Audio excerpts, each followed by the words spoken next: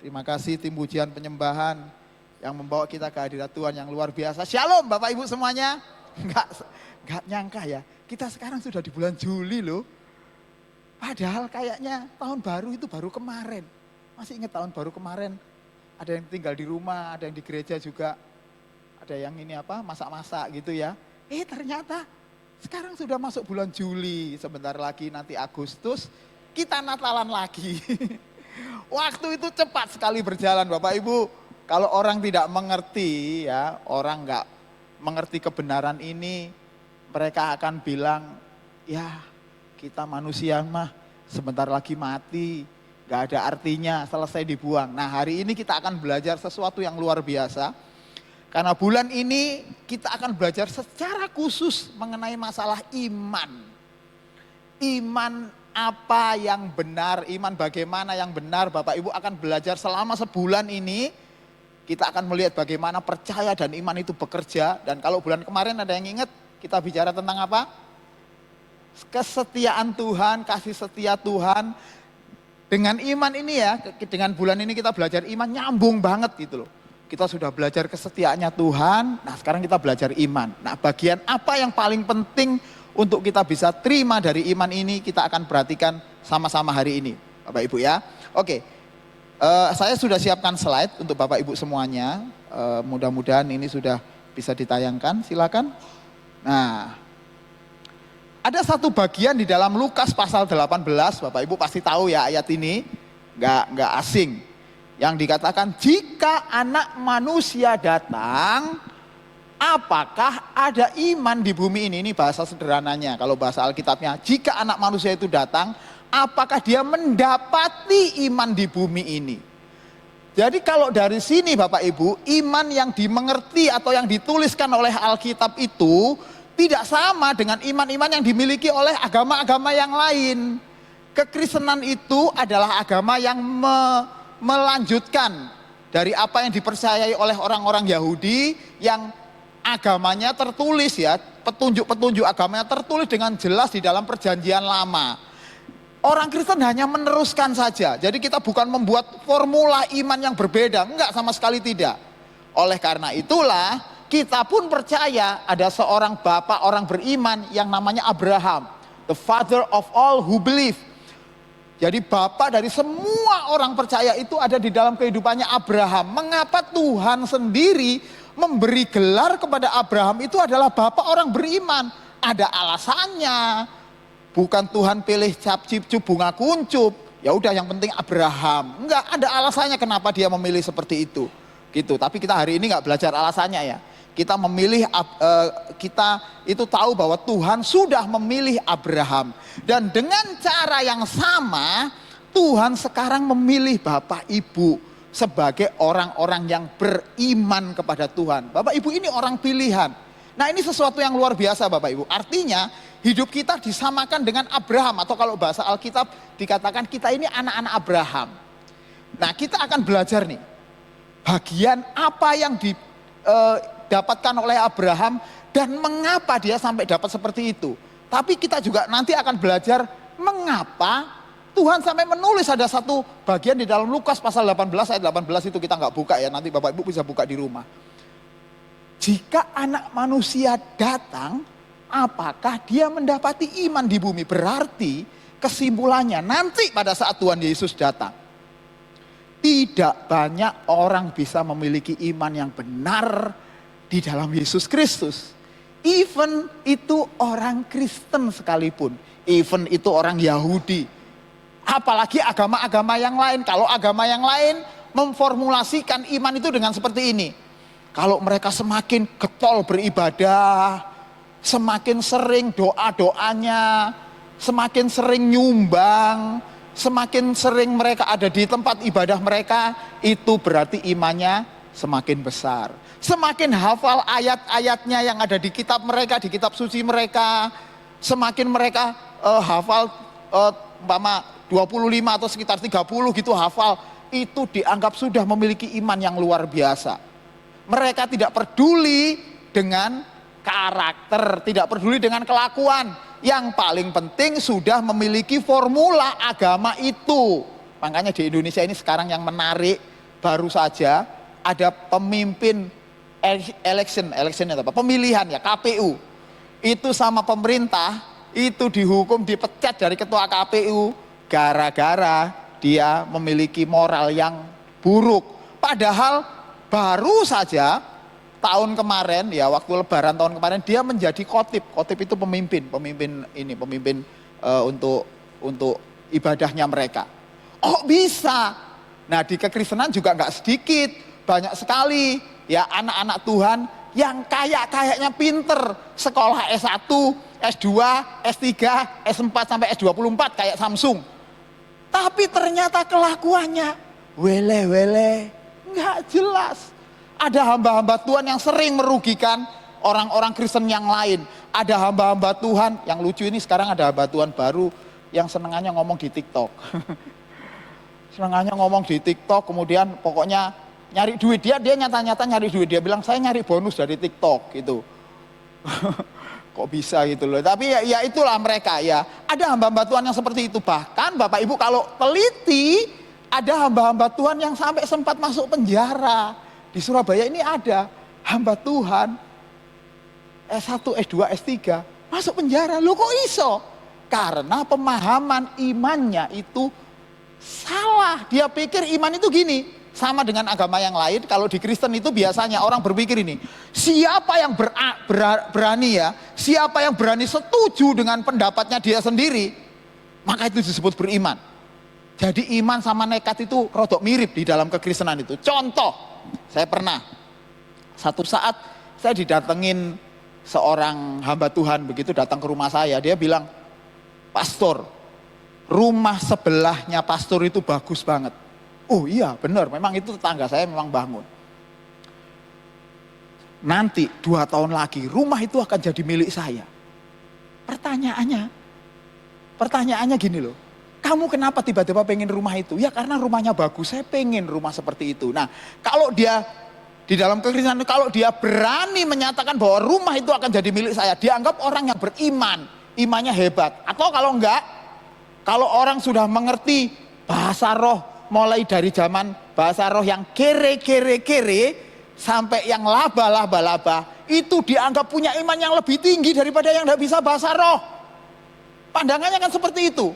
Wih, ngomongin bahasa roh canggih ya. Kere. Ini bahasa roh kere ini. Bahasa roh kemiskinan. Laba. Wih, ini mesti wong sogeh, bahasa roh khusus orang kaya. Nah, pandangannya seperti itu. Itu bukan pandangan Alkitab, Pak. Ya, kalau kita, jadi umpama nih, saya kemarin waktu stroke, Bapak Ibu tahu ya. Jadi saya kena stroke. Saya bisa saja ngomong kepada Bapak Ibu. Ketika pertama kali saya kena stroke, saya imani bahwa saya sembuh. Saya imani Bapak Ibu setiap kali ke sana datang ke ini apa besuk itu ngomong, saya imani Pak saya sembuh. Jadi ketika saya sembuh sekarang saya tuh kan yang menyembuhkan saya adalah iman saya. Padahal saudara tidak tahu. Ketika selesai saya di rumah sakit, keluar itu saya mesti minum obat 4 jenis dan tidak boleh telat minum obatnya. Saya punya satpam yang luar biasa yaitu istri saya yang selalu ngomong, obat wis diombe lah dorong gitu. Itu suara itu lebih kejam daripada security di tempat saya. Saya bisa jadi terintimidasi, ketakutan. Dan bukan hanya itu Pak Bu, makan juga harus hati-hati. Saya tidak boleh sembarangan tuku bebek. Kalau saya beli bebek urusannya panjang sama istri saya. Beli apa tadi Pak? Bebek. Wis diomongi, ojo mangan bebek nanti kalau sakit urusanmu sendiri. Entenono dewe nangoni rumah sakit. Saya takut itu Bapak Ibu. Makanya saya hati-hati makan. Nah coba kalau saya tidak cerita seperti ini.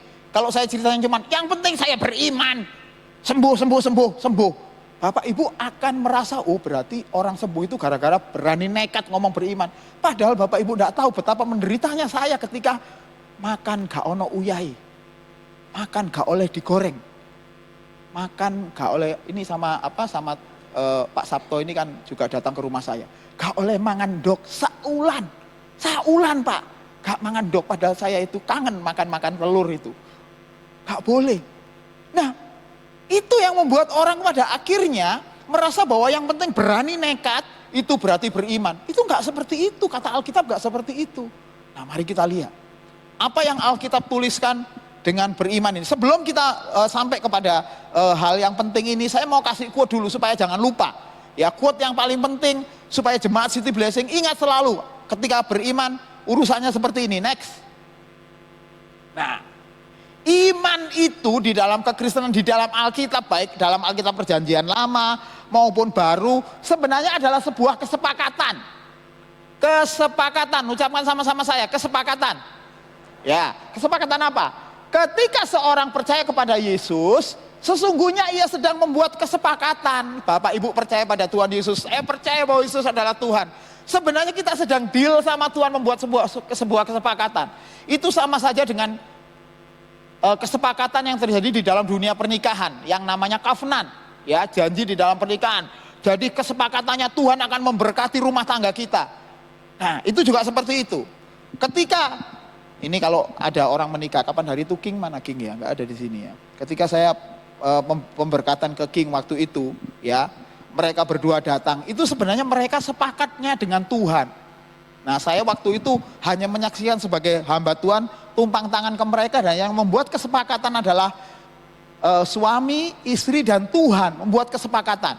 Nah, apakah setelah itu mereka setelah diberkati langsung dianggap sebagai rumah tangga yang setia? Nggak bisa, Pak. Harus dibuktikan dengan perjalanan kehidupan rumah tangga mereka. Kalau Tuhan pasti setia, itu atributnya Tuhan, nggak mungkin tidak. Tuhan pasti akan menjagai mereka, melindungi mereka, menutup bungkus mereka, itu pasti. Cuman masalahnya apakah suami istri ini bisa menjaga rumah tangga mereka? Tergantung perjalanan hidup mereka. Karena kenyataannya, Bapak Ibu ya, saya mau kasih tahu, banyak rumah tangga Kristen yang tidak berhasil melewati rumah tangga mereka. Ada yang mulai berpikir untuk bercerai. Ini sih lumayan daripada mikir kawin maneh. Ono lho sing mikir kawin maneh. Saya punya teman hamba Tuhan di Manado itu istrinya 2. Itu ibu gembalanya sing ndi gitu, saya tanya. Ya dua-duanya, Pak. Gitu. Ada orang yang punya kesepakatan itu dilanggar-langgar sendiri. Itu bukan kesepakatan, itu membuktikan bahwa kesepakatan mereka dengan mudah mereka langgar. Tetapi kesepakatan di dalam kehidupan orang percaya, nilainya seperti ini, Bapak Ibu. Bapak Ibu ingat nggak gambar ini? Apa? Abraham mempersembahkan anaknya. Dan anaknya bukan hanya anaknya satu-satunya dari istrinya. Ya, dari istrinya, Hagar atau Sarah, ayo. Ayo, Hagar atau Sarah? Sarah, di Alkitab ditulis Sarah ya, jangan salah ya. Hagar itu gundiknya, gitu ya. Jadi bukan anaknya Hagar, anaknya Sarah yang dia harapkan bertahun-tahun. Kemudian karena dia sudah sepakat sama Tuhan, dan Tuhan bilang, berikanlah anakmu yang laki-laki itu, yaitu Ishak kepadaku. Apa yang Abraham lakukan? Mau dikorbankan. Kalau Tuhan tidak menghentikan, dikorbankan benar-benar. Ini sebenarnya simbol. Kok kejem banget ya Tuhan? Bukan. Ini simbol kepada orang percaya bahwa kehidupan orang percaya yang benar itu harus melihat darah. Darah anak domba tepatnya. Makanya di Israel itu, Bapak Ibu, kehidupan keagamaannya kayak gini nih. Saya ceritakan dulu ya supaya nggak salah nanti. Supaya Bapak Ibu tidak jadi bingung. Di Israel itu, untuk orang dianggap beriman kepada Tuhan, dia harus percaya pengorbanan anak domba yang dilakukan di Bait Allah di hari raya Yom Kippur namanya. Setahun sekali itu darah anak domba yang tidak bersalah dan tidak bercela yang diambil dari Medgal Ekdar di Bethlehem, diambil, kemudian dikorbankan oleh imam-imam dan darahnya kemudian dibawa masuk ke ruang Maha Kudus, kemudian dipercikkan ke peralatan ruang Maha Kudus ya, ke ini tabut perjanjian. Setelah itu orang Israel yang ada di tempat itu harus percaya bahwa darah domba itu sudah menguduskan mereka. Nah, setelah itu apakah mereka kudus dengan benar? Enggak. Mereka harus keluar dari tempat ibadah atau dari Bait Allah. Mereka harus melakukan tepat seperti yang dikatakan oleh kitab Taurat. Ada 613 hukum yang mereka harus kerjakan. Contoh, hari Sabtu ndak boleh lunga nang dindi, cuma ngoni omah belajar Taurat. Kalau mereka pergi di dalam rumah, ndak boleh lebih dari 900 langkah.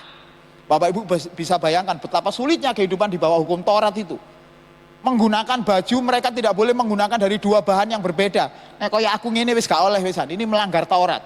Itu orang Israel, peraturannya sangat banyak sekali. Itu namanya hukum Taurat. Jadi bukan hanya 10 ya, hanya ada 613, 10 itu hukum moral. Itu perintah 10 perintah Allah, tapi hukum Taurat ada jumlahnya 613. Dan mereka harus melakukan tepat. Oleh karena itulah bangsa Israel frustasi. Tidak banyak yang bisa melakukan itu. Nah, untuk bisa menutup dari yang tidak bisa mereka lakukan itu, mereka ada pengorbanan anak domba. Baru mereka dianggap dikuduskan. Sudah dikuduskan melalui pengorbanan anak domba. Tapi apa yang dilakukan oleh orang Israel hanya gambaran, hanya simbol, karena nanti akan datang anak domba yang sebenarnya, yaitu Tuhan Yesus Kristus yang dikorbankan untuk seluruh umat manusia, bukan hanya orang Israel. Yesus memikul semua dosa dunia ini. Kata Yohanes Pembaptis ketika Yesus datang untuk dibaptis, lihatlah anak domba Allah yang memikul dosanya dunia. Jadi Yesus datang itu untuk memikul dosanya dunia. Nah, setelah itu apakah Yesus memikul dosanya dunia? Semua orang dunia berarti diampuni dosanya? Enggak. Ada sesuatu yang harus mereka lakukan. Apa itu? Kesepakatan. Makanya ketika orang percaya kepada Yesus, saudara percaya kepada Yesus itu sebenarnya adalah sebuah kesepakatan. Kesepakatan untuk apa? Untuk memiliki kehidupan seperti Abraham. Mari kita lihat lebih dulu. Janji apa yang diberikan oleh Tuhan kepada Abraham sehingga Abraham itu menjadi bapak orang beriman dan kemudian berhak Tuhan menggelari dengan bapak orang beriman. Apa sebenarnya janji Tuhan? Apa kesepakatan antara Abraham dengan Tuhan? Next, ya kita lihat ini. Ya, ini di dalam Kejadian 12 ayat 1 sampai 3, kurang 3 ini. Ini saya kasih bagian yang pertama, ini penting, ada bahasa Ibraninya supaya Bapak Ibu tahu bahwa saya menafsirkannya dengan cara yang benar gitu ya, enggak menyesatkan. Berfirmanlah Tuhan kepada Abram, waktu itu namanya masih Abram. Pergilah dari negerimu dan dari sanak saudaramu dan dari rumah bapamu ini ke negeri yang akan kutunjukkan kepadamu. Hal pertama yang diberitahukan oleh Tuhan kepada Abram adalah pergilah dari sanak saudaramu, dari negerimu, dari rumah bapamu ke negeri yang nanti akan kutunjukkan kepadamu. Itu yang Tuhan perintahkan. Perintah Tuhan jelas. Kamu pergi dari negerimu. Udah jelas ya, ini bahasa yang dipakai ini keren banget ini. Berfirmanlah Tuhan ini, Wayomer Yahweh, ini bacanya Yahweh ya Bapak Ibu ya. Saya baca aja, saya nggak kasih terjemahnya. Wayomer Adonai, Yahweh atau Adonai, et Avram, ini Abraham. Lecha. Wayomer Adonai Abraham Lecha, itu bahasa Ibraninya. Ya, kira-kira bahasanya seperti ini. Maka firman Tuhan kepada Abraham, ya kepada Abraham, langsung kepada orangnya ya, dipilih oleh Tuhan, maka pergi dan pergilah. 2 kali kata, kalau bahasa Indonesia nggak kelihatan nih, kata bahasa Indonesia katanya pergilah aja. Kalau bahasa Ibrani jelas banget, lecha, pergi dan pergilah, ojo balik gitu katanya. Kira-kira seperti itu. Jangan kembali, kalau sudah pergi jangan kembali lagi. Itu kata lecha. Lecha ini adalah kata perintah, sebuah perintah. Kamu jangan balik lagi ya Abraham ya, kamu pergi dari negeri sanak saudaramu, gitu kata Tuhan. Nah, yang menarik ayat yang kedua Bapak Ibu. Aku akan membuat engkau menjadi bangsa yang besar. Janjinya Tuhan, perjanjiannya, kesepakatannya Tuhan. Dan memberkati engkau serta membuat namamu masyhur, dan kau akan menjadi berkat. Ayat yang ketiga, aku akan memberkati orang-orang yang memberkati engkau dan mengutuk orang-orang yang mengutuk engkau, dan olehmu semua kaum di muka bumi ini akan mendapatkan berkat. Bapak Ibu bisa lihat ya, bagian yang pertama ini adalah permintaan Tuhan kepada Abraham yang harus Abraham lakukan. Bagian yang kedua dan yang ketiga, ini jaminannya Tuhan, janjinya Tuhan kepada Abraham. Jelas-jelas berjanji kepada Abraham itu sendiri. Artinya Bapak Ibu, yang Abraham lakukan cukup taat kepada satu hal aja. kamu harus pergi dari negeri nenek moyangmu. Cukup itu aja. Kemana? Ke negeri yang nanti akan aku tunjukkan. Saya tidak akan membahas mengapa digunakan kata ini. Bapak Ibu sudah berkali-kali mendengarkan saya bicara tentang ini ya. Tuhan minta Abraham pergi, maka Tuhan akan menjadi berkat. Perhatikan Bapak Ibu. Ini adalah imannya Abraham. Iman Abraham adalah percaya bahwa Elohim Yahweh Adonai itu menyuruhnya pergi dan dia taat pergi. Karena ketaatannya itulah Abraham diberkati luar biasa. Ya, sekali lagi saya ulangi, ini bagian yang paling penting. Bagian yang pertama, Tuhan memberikan perintah kepada Abraham untuk pergi dari tempat nenek moyangnya ke negeri yang nanti akan ditunjukkan oleh Tuhan. Setelah itu Tuhan akan memberikan berkat yang double-double luar biasa ini. Ini iman Abraham. Jadi iman itu diawali dengan sebuah ketaatan Abraham kepada perintah Tuhan untuk pergi dari rumah nenek moyangnya. Pertanyaannya, jika Abraham tidak pergi, Abraham tinggal di Ur Kasdim, yang kedua sama yang ketiga, kebalik, sampai saya sendiri tak sorot ini. Yang kedua sama yang ketiga ini terjadi enggak Bapak Ibu? Nggak akan terjadi. Kalau Abraham tetap tinggal di Ur Kasdim, tidak akan pernah terjadi yang namanya aku akan membuat engkau menjadi bangsa yang besar. Enggak akan terjadi. Ini yang disebut sebagai iman. Dan Abraham melakukan tepat persis apa yang Tuhan katakan. Nanti akan diuraikan oleh pembicara-pembicara berikutnya mengenai imannya Abraham ini. Mulai dari mempersembahkan anaknya, kemudian memberikan tanah kepada Lot, itu nanti pembahasannya nanti ya. Tapi yang paling penting adalah betapa Abraham itu memiliki ketaatan yang luar biasa. Nangkep ya sampai di sini. Oke, next. Nah, bagaimana kita dengan orang Kristen ini, orang percaya? Kita mesti harus kayak apa? Gitu. Orang Israel tadi sudah saya katakan bahwa orang Israel untuk percaya kepada Tuhan, dia harus percaya kepada pengorbanan anak domba. Setelah itu mereka melakukan Taurat, dan disitulah kemudian mereka dianggap orang yang benar. Berkaca dari apa yang dilakukan oleh Abraham, Abraham taat lebih dulu, kemudian dia taat kepada perintah Tuhan, dan kemudian dia nuruti kata Tuhan, dan Tuhan akan memberkati. Lalu di dalam kekristenan apakah seperti itu? Enggak Bapak Ibu. Luar biasanya adalah pengorbanan anak domba tadi yang dikatakan di dalam perjanjian lama, itu adalah gambaran, masih gambaran saja. Gambaran apa? Gambaran kedatangan Yesus Kristus. Jadi ketika Yesus Kristus itu datang di dunia ini yang kita peringati dengan hari Natal, itu disambut luar biasa oleh seluruh malaikat, seluruh dunia ini menyambut. Karena apa? Karena dia membuat pengorbanan yang dilakukan oleh domba sudah tidak berlaku lagi. Dan yang unik Bapak Ibu, ini unik ya, saya ceritakan ini sisi sejarahnya. Tahun 70 ya, tahun 70 Masehi, itu bait Allah yang dibangga-banggakan orang Israel itu kemudian dihancurkan oleh orang Romawi, sampai batu tidak ada yang berdiri di atas batu, sampai tanahnya dikerok, diambil ini emasnya, sampai tidak ada batu yang berdiri di atasnya. Resik. Apakah itu kebetulan? Tidak. Tuhan sedang menghilangkan simbol-simbol Taurat di situ, bahwa orang untuk bisa selamat harus percaya kepada pengorbanan darahnya anak domba, dan kemudian melakukan Taurat, baru mereka selamat. Enggak, sekarang begitu ada Tuhan Yesus, semua yang dibanggakan oleh orang Israel, mulai dari bait Allah dan lain-lain, itu diruntuhkan semua. Apakah dengan demikian Taurat tidak berlaku? Masih berlaku, tapi untuk bangsa Israel saja. Sampai sekarang orang Israel juga masih ada yang melakukan Taurat. tetap berlaku, terserah mereka mau memberlakukan untuk diri mereka, terserah mereka.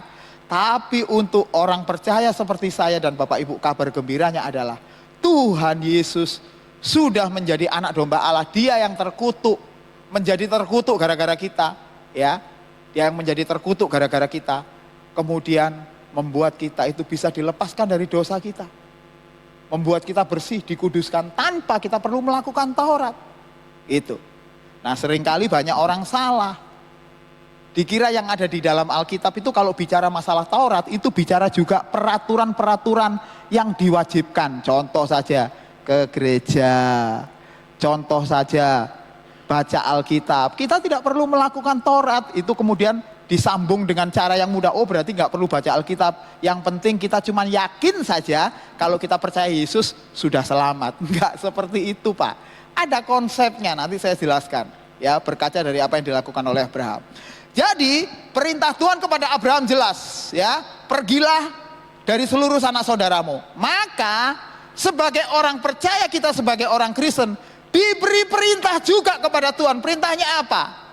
Percaya kepada Yesus, percaya kepada Tuhan Yesus sebagai Tuhan dan Juru Selamat. Perintahnya seperti itu. Setelah kita percaya, jangan lagi hidup sama dengan dunia. Itu namanya meninggalkan cara hidup dunia. Aku telah mati dan tinggalkan cara hidupku yang lama. Bapak Ibu sebagai orang percaya, jangan lagi sama dengan dunia. Jangan berbalik lagi. Perintahnya kepada Abraham tadi, leh leka. Jangan kembali lagi. Tekanannya jelas. Begitu juga dengan orang percaya. Orang percaya pikirannya harus memiliki pikiran yang baru. Diperbarui. Yang namanya kelahiran baru, hatinya dibarui, hatinya harus dibarui supaya kita tidak hidup sama seperti orang dunia yang menganggap bahwa datang ke gereja, baca Alkitab, kemudian berdoa dan lain-lain itu syarat untuk masuk surga. Enggak ada syarat itu. Syaratnya, perintahnya kepada Tuhan jelas, percaya kepada Tuhan Yesus Kristus. Setelah kita percaya kepada Tuhan Yesus, jangan noleh dunia lagi. Oleh karena itulah Tuhan memberikan Roh Kudus dalam hidup Bapak Ibu supaya memproses kita menjadi orang yang baru.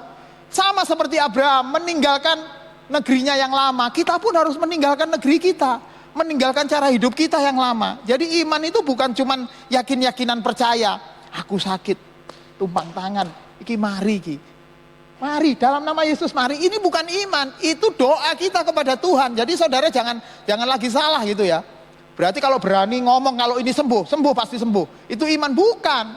Iman itu adalah ketaatan, penurutan kepada Tuhan Yesus Kristus. Apa kemudian yang kita taati dari Tuhan Yesus? Kehendaknya.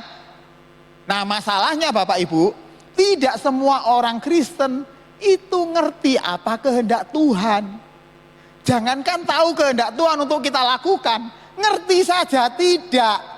Gara-gara gak tahu baca Alkitab, gak pernah datang di gereja, tekoni mek Natalan ambek Paskahan. Oleh karena itulah ada golongan orang Kristen namanya CEO. Saya sudah sering ngomong kan, CEO. Saudara ngerti CEO? Christmas, Easter only. Tekoni mek Natalan tok ambek Paskahan. Makanya di gereja ini luar biasa. Saudara bisa perhatikan nanti fenomena sebentar lagi Desember ya. Desember.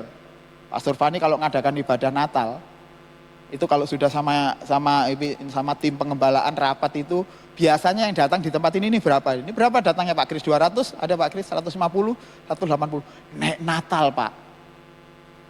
400 bisa datang ke sini.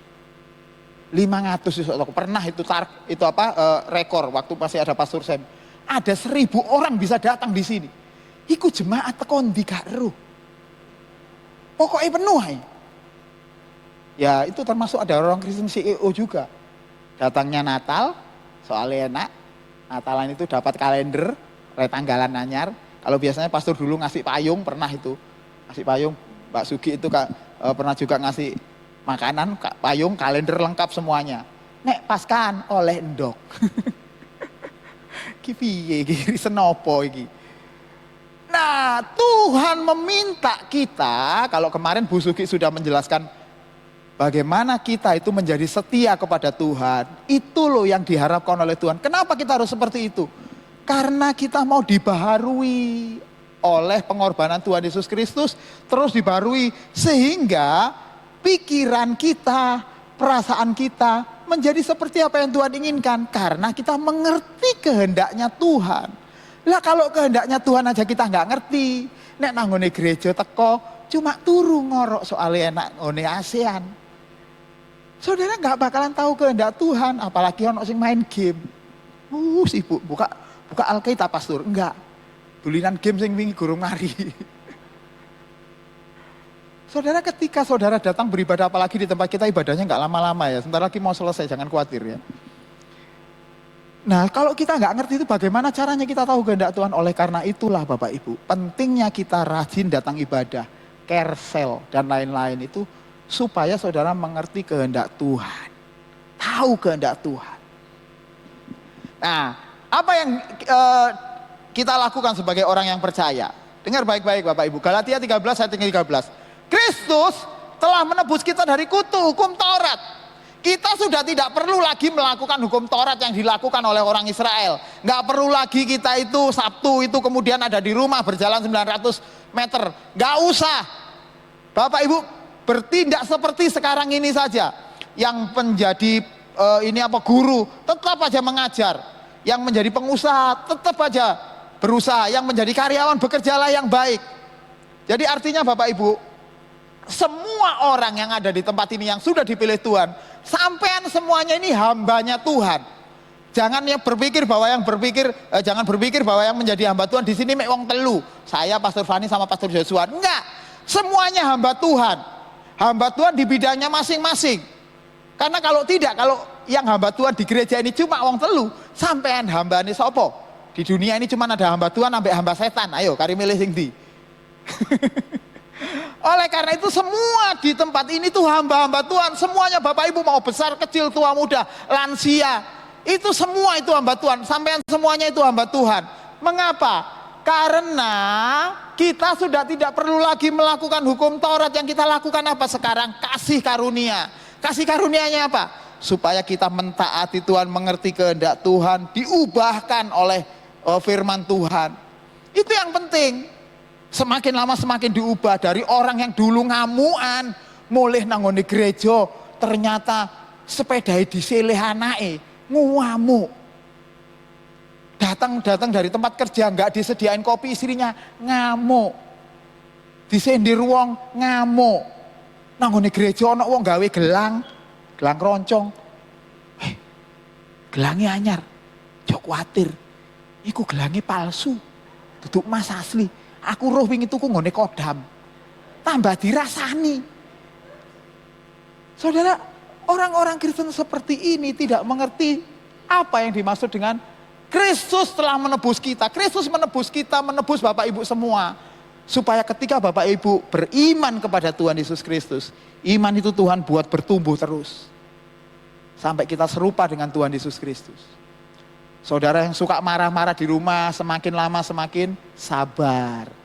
Suami-suami yang biasanya ngamuan, tidak bisa berterima kasih atau minta maaf kepada istrinya, mulai ngomong, maaf ya.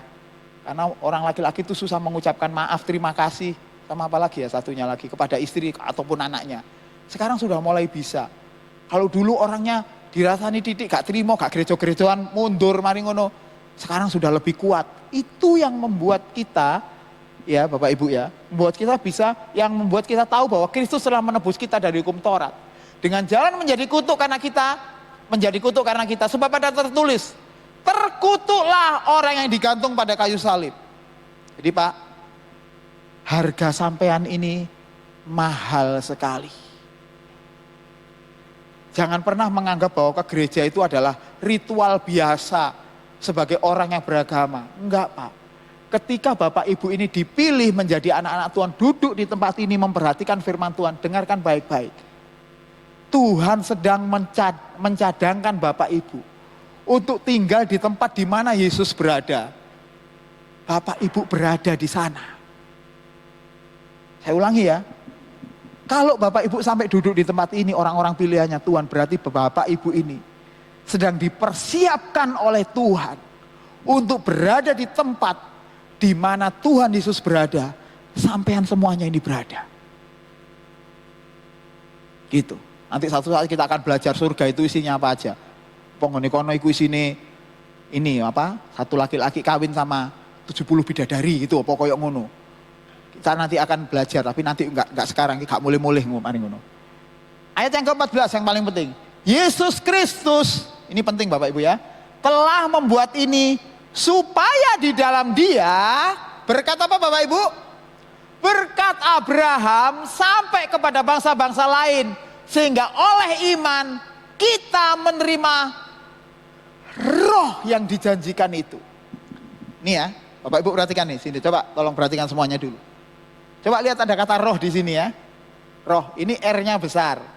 Orang akan berpikir bahwa ini Roh Kudus. Bapak Ibu perlu ketahui ya, di dalam Alkitab itu, ya di dalam Alkitab terjemahan bahasa Indonesia itu, kata roh itu ditulis dengan R besar, ini adalah tafsirannya teolog. Teolog menulis huruf R besar ini menyatakan seolah-olah menafsirkan bahwa ini adalah Roh Kudus. Padahal kita lihat, kalau kita lihat tadi ayat yang sebelumnya, ada kata Roh Kudus di sana? Enggak ada. Nah, roh ini yang dimaksud adalah spirit. Spirit itu artinya adalah apa ya? Semangat. Ya, semangat bisa dikatakan. Nah, yang dimaksud roh itu adalah roh yang dibaharui, yang benar-benar Tuhan perbaharui dalam hidup saudara. Itu Tuhan janjikan untuk saudara terima.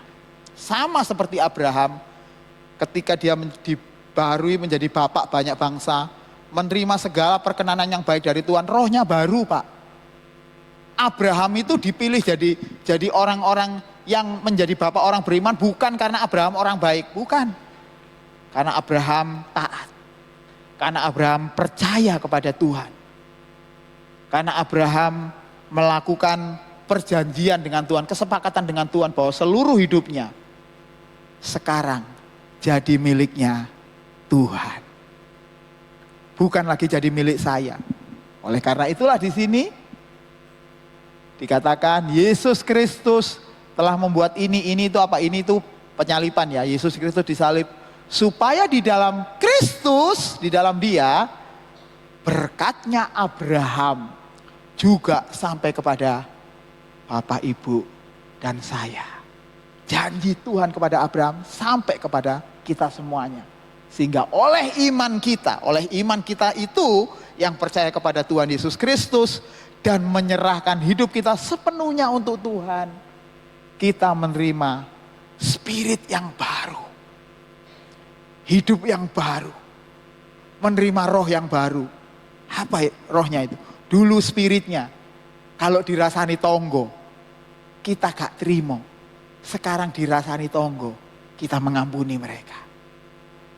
Kalau dulu kita diomongin orang lain, dirugikan oleh orang lain, kita gak terima. Sekarang saudara belajar mengampuni, belajar sabar, sama seperti Tuhan Yesus, spiritnya seperti itu. Itu yang disebut iman yang semakin lama semakin bertumbuh. Saya undang pemain musik untuk maju ke depan, karena saya mau Bapak Ibu belajar satu lagu. Saya senang lagu ini Pak.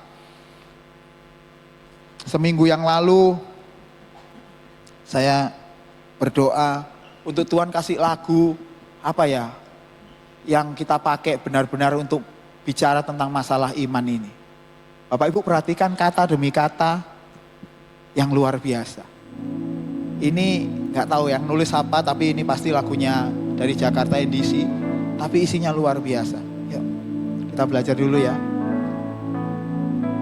Ada tempat yang mulia, anugerah-Mu tercurah, Kau berikan hidup-Mu sebagai ganti dosaku. Bagian yang kedua, lebih dari yang kukira, pengampunan yang ku terima, kasih Yesus yang abadi mengalir di Kalvari. Oleh karena salibmu, seluruh hidupku milikmu Tuhan. Darahmu sucikanku, kuasa salibmu pulihkanku. Bapak Ibu, salib Tuhan Yesus Kristus membuat seumur hidup kita, seluruh hidup kita jadi miliknya Tuhan. Oleh karena itu iman yang benar itu, ketika Bapak Ibu terima Tuhan Yesus Kristus, hidup kita ini bukan milik kita lagi, sekarang jadi miliknya Tuhan. Pertanyaannya adalah, mau nggak Bapak Ibu menyerahkan seluruh hidup kita kepada Tuhan yang menjadi pemilik hidup kita? Tuhan pasti jaga kita, Tuhan pasti berkati kita. Tapi hal yang pertama, serahkan seluruh hidup kita kepada Tuhan. Banyak orang Kristen yang gak bisa seperti itu. Banyak orang Kristen yang percaya kepada Yesus, lantas dia minta Tuhan untuk bisa memberikan apa yang diinginkan hatinya. Ini iman yang salah. Iman yang benar adalah saudara yang percaya kepada Tuhan Yesus, ngerti kehendak Tuhan dan lakukan kehendak Tuhan dalam hidup kita. Amin. Oleh karena salibmu, seluruh hidupku milikmu Tuhan. Darahmu sucikanku, kuasa salibmu pulihkan. Sekali lagi katakan, oleh karena. Jadikan lagu ini doa kita Bapak Ibu. Seluruh hidupku milikmu Tuhan. Seluruh hidupku milikmu Tuhan. Darahmu sucikanku, kuasa salibmu pulihkanku. Bapak Ibu, di kesempatan yang singkat ini gak banyak ini, saya mau berdoa buat Bapak Ibu yang siang ini, pagi ini rindu untuk berkata kepada Tuhan, Tuhan, ini hidupku sekarang jadi milikmu Tuhan. Kalau ada yang rindu berkata seperti itu, Bapak Ibu bisa taruh tangan di dada. Saya mau berdoa dari tempat ini. Ada Bapak Ibu? Puji Tuhan. Orang yang naruh tangan di dada bukan orang berdosa ya, tapi orang yang rindu untuk dirinya diserahkan seluruhnya kepada Tuhan. Bukan 10%, bukan 20%, bukan 50%, seluruh hidupnya menjadi milik Tuhan. Baik, Bapak Ibu yang naruh tangan di dada, saudara jangan pindahkan tangan itu dulu. Saya mau berdoa buat Bapak Ibu semua. Tuhan, lihat mereka yang naruh tangan di dada mereka Tuhan. Mereka bukan sedang berkata-kata kepada hamba-Mu, tapi mereka sedang berkata-kata kepada-Mu, bahwa seluruh hidup kami sekarang jadi milik-Mu Tuhan. Bukan milik kami. Ampuni kami kalau kami selama ini, walaupun kami Kristen, walaupun kami merasa percaya, tapi kami masih merasa bahwa hidup kami jadi milik kami. Sekarang ini hidup kami jadi milik Tuhan. Dalam nama Tuhan Yesus, jamah mereka yang naruh tangan di dada mereka. Dalam nama Tuhan Yesus. Baik, Bapak Ibu bisa turunkan. Oleh karena salibmu, seluruh hidupku milikmu Tuhan. Darahmu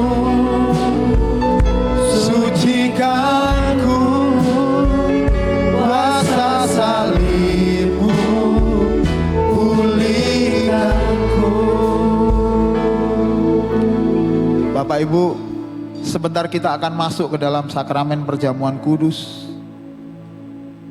Bagi Bapak Ibu yang sudah mempersiapkan tubuh dan darah Tuhan, bisa disiapkan di depan Bapak Ibu. Kita akan masuk sakramen perjamuan kudus. Bagi Bapak Ibu yang belum terima, Bapak Ibu bisa angkat tangan atau datang ke belakang untuk menerimanya dari Asher.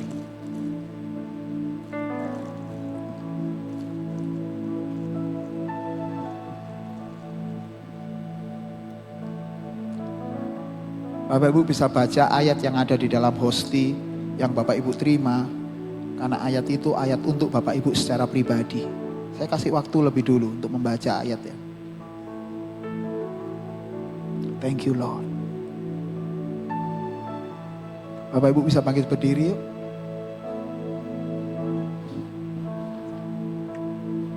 Tuhan, ketika kami percaya kepadamu, itu artinya seluruh hidup kami sekarang menjadi milik-Mu Tuhan, bukan menjadi milik kami. Sama ketika kami sedang menerima sakramen perjamuan kudus ini,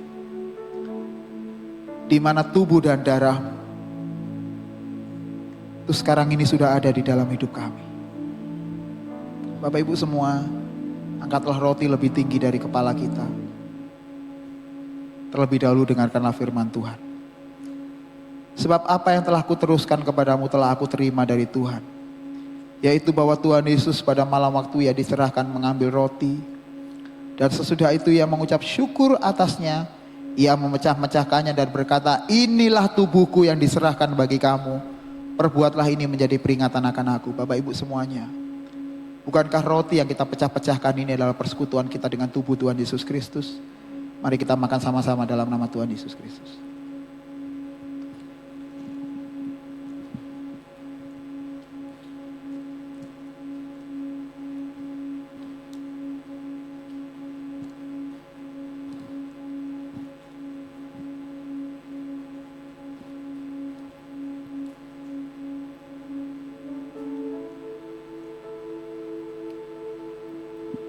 Bapak Ibu bisa siapkan cawan, bisa dibuka silnya, dan kalau sudah selesai, angkat cawan ini lebih tinggi dari kepala kita.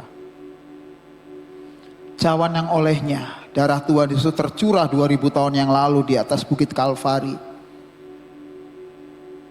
supaya cawan ini yang merupakan perlambang darah Tuhan Yesus Kristus ini memperdamaikan kita dengan Allah Bapa, supaya dosa-dosa kita menjadi hilang kuasanya karena telah ditebus oleh darah Tuhan Yesus Kristus. Seluruh kutuk-kutuk yang ada dalam hidup kita dipatahkan dalam nama Tuhan Yesus Kristus.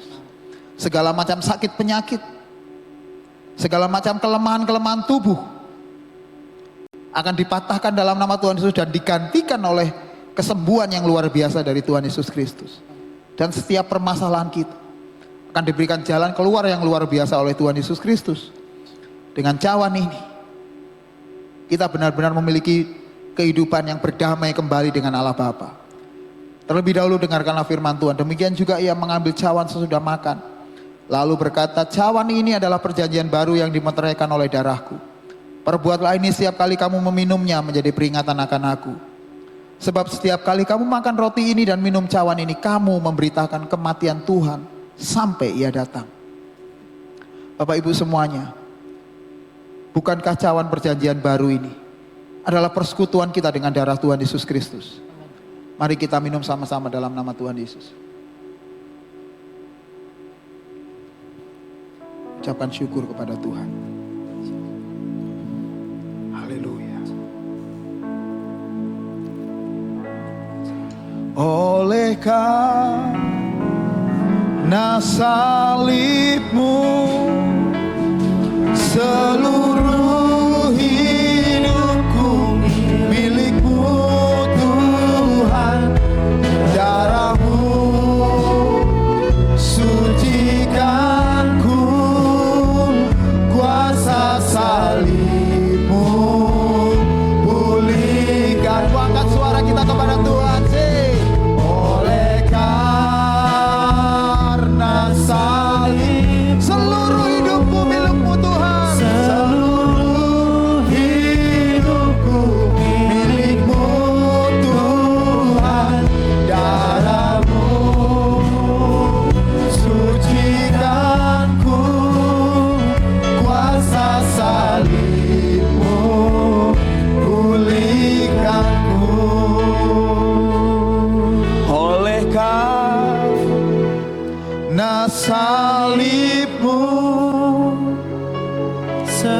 Katakan ini sebagai doa kita kepada Tuhan, Bapak Ibu. Milikmu Tuhan, darahmu sucikan ku. Yes, sucikan kami Tuhan. Terakhir, lebih dahsyat kepada Tuhan dari hati kita ya Bapak Ibu. Oleh karena salibmu, seluruh hidupku milikmu Tuhan, darahmu sucikanku, kuasa salibmu pulihkanku, kuasa salibmu pulihkanku, kuasa salibmu pulihkanku. Boleh berikan kemuliaan yang paling meriah untuk Allah kita yang dahsyatnya luar biasa. Amin. Amin Tuhan. Tuhan, hari ini kami bersyukur kami menerima sakramen tubuh dan darah Tuhan Yesus Kristus ada di dalam kehidupan kami. Sakramen yang Tuhan perintahkan sendiri untuk kami memperingatinya setiap kali kami meminumnya. Kami mengingat pengorbanan Tuhan Yesus Kristus di atas kayu salib untuk kami yang berdosa ini, dan sudah tebus dengan darah-Mu sendiri supaya hidup kami dibaharui dan dibaharui menjadi orang-orang yang semakin serupa dengan Engkau Tuhan. Terima kasih untuk kebenaran ini. Di dalam nama Tuhan Yesus Kristus kami sudah berdoa dan mengucap syukur. Yang percaya Tuhan sama-sama katakan Amin. amin. Silakan duduk Bapak Ibu. Saya akan berikan waktu kepada Bapak Ibu untuk mempersiapkan persembahan. Ya, kita akan memberikan persembahan. Kali ini kita berikan yang terbaik buat Tuhan. Ya, kalau hidup kita sudah ditebus oleh Tuhan Yesus Kristus, maka persembahkanlah yang terbaik. Amin. Jadi sambil Bapak Ibu persiapkan persembahan, mari kita berdoa. Tuhan, sebentar kami akan memberikan persembahan kami. Beritahukan kepada kami berapa kami harus mengembalikan persembahan kami.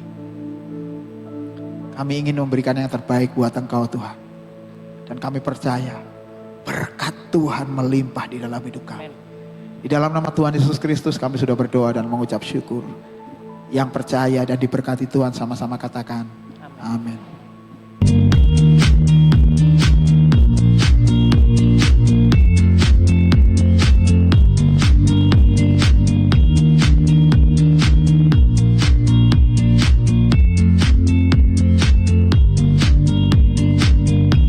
Salam, Jemaat Surabaya City Blessing. Berikut pengumuman City Blessing hari ini. Bagi Anda yang baru pertama kali hadir dalam ibadah ini, kami ucapkan selamat datang. Kami sangat senang Anda dapat bergabung bersama kami. Ibadah umum hanya dilaksanakan satu kali saja, yaitu pukul 9 pagi. Demikian juga dengan ibadah sekolah minggu dan remaja diadakan pukul 9 pagi. Untuk ibadah pemuda 4 diadakan setiap hari Minggu pukul 11 siang. Kami mengundang rekan-rekan muda untuk bergabung dalam ibadah ini. Bagi Bapak Ibu Saudara yang belum bergabung dalam Kersel, Anda dapat menghubungi Blessing Center. Mari bersama-sama kita tumbuh dan saling menguatkan di dalam komunitas Kersel. Jika Bapak Ibu Saudara ingin mengetahui lebih lanjut mengenai pengumuman yang telah disampaikan atau mengenai informasi yang lainnya, semua bisa Anda dapatkan dengan menghubungi Blessing Center melalui WhatsApp 0898 1333 789. Demikian pengumuman Blessing Center. Tuhan Yesus memberkati. Amin. Bapak Ibu saya persilakan bangkit berdiri, yuk kita akan menutup ibadah kita. Sebelum kita tutup, saya mau pesan kepada Bapak Ibu, kalau Bapak Ibu diberkati luar biasa, Jangan lupa ajak teman-teman yang lain untuk datang beribadah di tempat ini, terutama mereka-mereka yang masih gerejanya belum jelas gitu ya. Gak tahu nang gereja atau jadi Kristen CEO, ajak datang ke sini aja. Aman kok ya. Mari kita angkat kedua tangan.